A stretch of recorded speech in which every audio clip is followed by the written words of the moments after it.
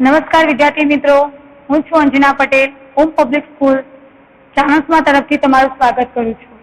આપણે પહેલો પાઠ જોયો ધોરણ 6 માં રેલવે સ્ટેશન. હવે બીજો પાઠ જે છે કાવ્ય, એનું નામ છે હિન્દ માતાને સંબોધન. તો આ હિન્દ માતાને સંબોધન પાઠ આપણે આજે જોઈશું. હિન્દ માતાને સંબોધન એટલે હિન્દ માતા એટલે કે આપણી માતા. તો એને સંબોધન કરીને અહીંયા કવિ શું કહેવા માંગે છે એ આપણે આજે વિસ્તારથી જોઈશું.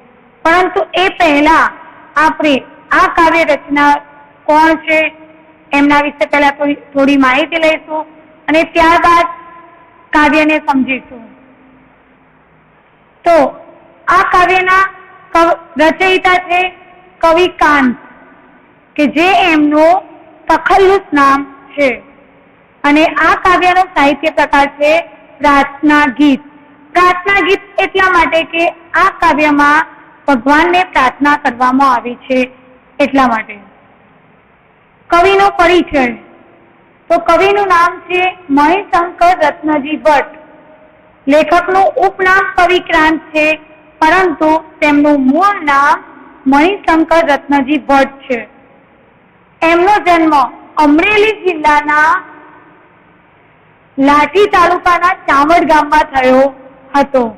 અને એમને ઉપનામ તરીકે, કે જેમ આપણને કોઈ તખલ્લુસ નામથી બોલાવે છે, એમ એમને પણ કવિ કાંત તરીકે બધા ઓળખતા હતા.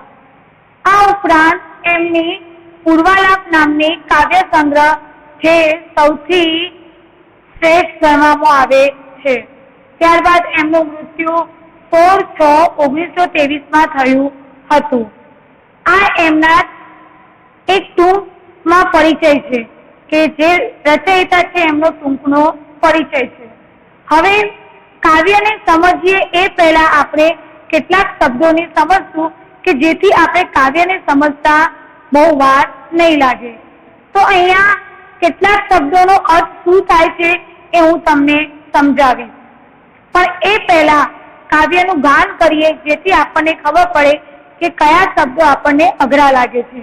પછી એ શબ્દોને આપણે અર્થ સમજશું. ઓ હિન્દ દેવ ભૂમિ સંતાન સૌ તમારા, કરીએ મરીને વંદન સ્વીકારજો અમારા. હિન્દુ અને મુસલમાન વિશ્વાસી પારસી જીન, દેવી સન્માન રીતે સંતાન સૌ તમારા. ઓ હિન્દ દેવ ભૂમિ સંતાન સૌ તમારા, પોષો તમે સૌને શુભ ખાન પાન બક્ષી, સેવા કરી બની તે સંતાન સૌ તમારા. રોગી અને નિરોગી, નિર્ધન અને તવંગર, જ્ઞાની અને નિરક્ષર સંતાન સૌ તમારા. વાલ્મીકિ વ્યાસ નાનક, મીરા કબીર તુલસી, અકબર શિવાજી માતા સંતાન સૌ તમારા. સૌની સમાન માતા, સૌએ સમાન તેથી, ના ઊંચ નીચ કોઈ સંતાન સૌ તમારા. ચાહો બધા પરસ્પર, ચાહો બધા પરસ્પર, એ પ્રાર્થના કરે આ સંતાન સૌ તમારા. તો અહીંયા આપણે કાવ્યનું પઠન કર્યું. હવે એ કાવ્યમાં આવનારા શબ્દોના અર્થ સમજશું. તો પહેલો શબ્દ છે દેવભૂમિ. તો દેવભૂમિનો અર્થ થાય છે કે દેવોની ભૂમિ, કે જ્યાં આગળ દેવો વાસ કરે છે એ ભૂમિ.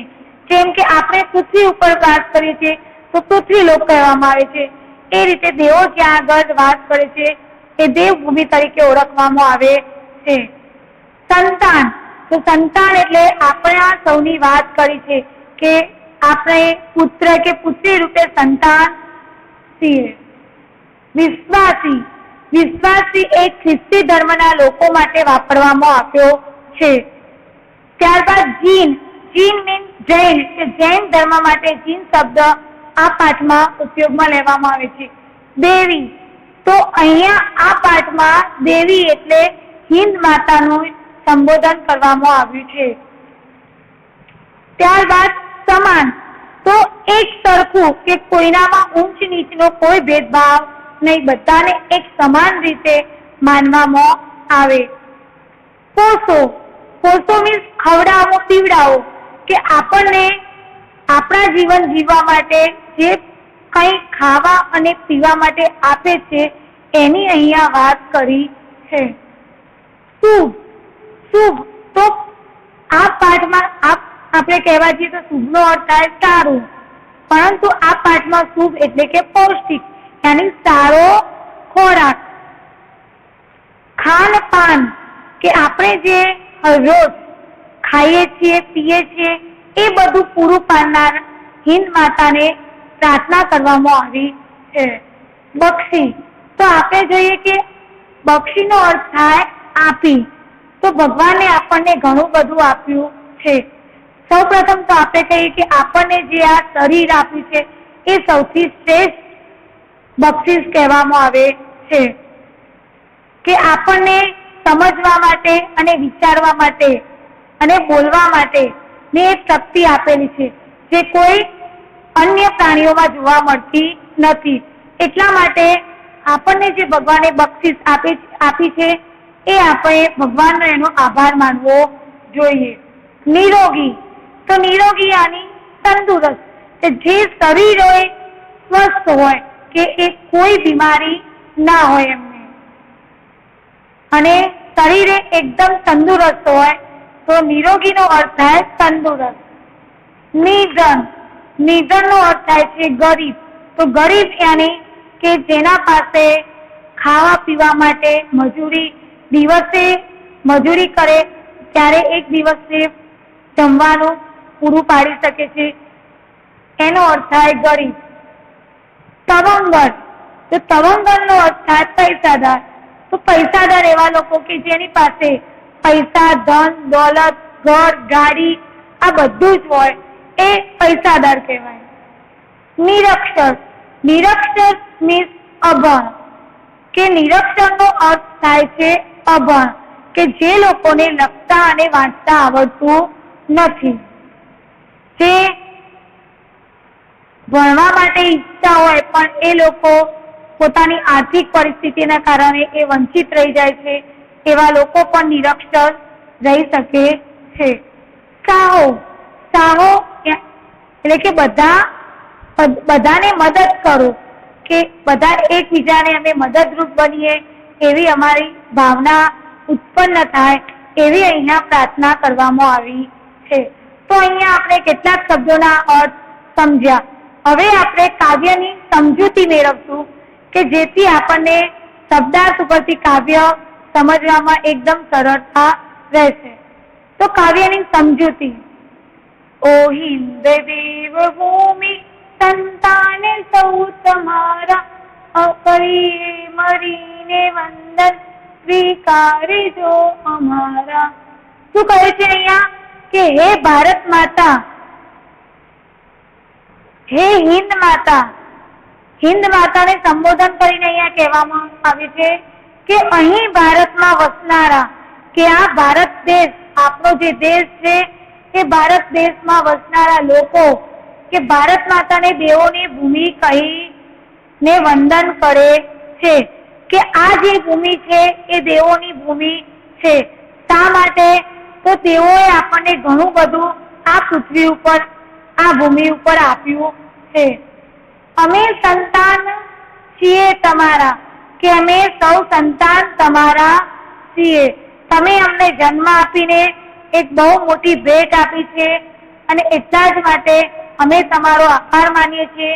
ત્યારે તમે અમારા વંદન સ્વીકારો એવી આ ભારત દેશના જે સંતાનો છે એ હિન્દ માતાને પ્રાર્થના કરે છે।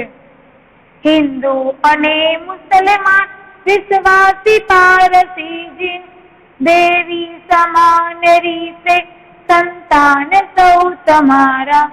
શું કહે છે કે હિન્દુ અને મુસલમાન, તો આપણે જોઈએ છીએ કે આપણા દેશમાં હિન્દુ, મુસલમાન, ખ્રિસ્ત, જૈન, બૌદ્ધ ઘણી બધા ધર્મના લોકો વસે છે. ભલે આપણો દેશ મોટો છે પરંતુ વસનારા અલગ અલગ ધર્મના લોકો છે. અને અહીંયા શું કહ્યું છે કે હિન્દ માતા, કેમ આપણી માતાને આપણે 4 સંતાનો હોઈએ છતાં કોઈ દિવસ આપણી માતા આપણા 4 ભાઈ બહેન વચ્ચે કોઈ અંતર રાખતી નથી. 4 બાળકોને સમાન રાખે છે. એ જ રીતે હિન્દ માતા પણ ભારત ભૂમિમાં વસનારા બધા જ ધર્મના લોકોને એ સમાન રાખે છે કે ભારત માતા દેવી સમાન છે. કે ભલે આપણે અલગ અલગ ધર્મના હોઈએ પણ આપણી જે ભારત માતા છે એ એક છે અને એ બધા માટે સમાન છે.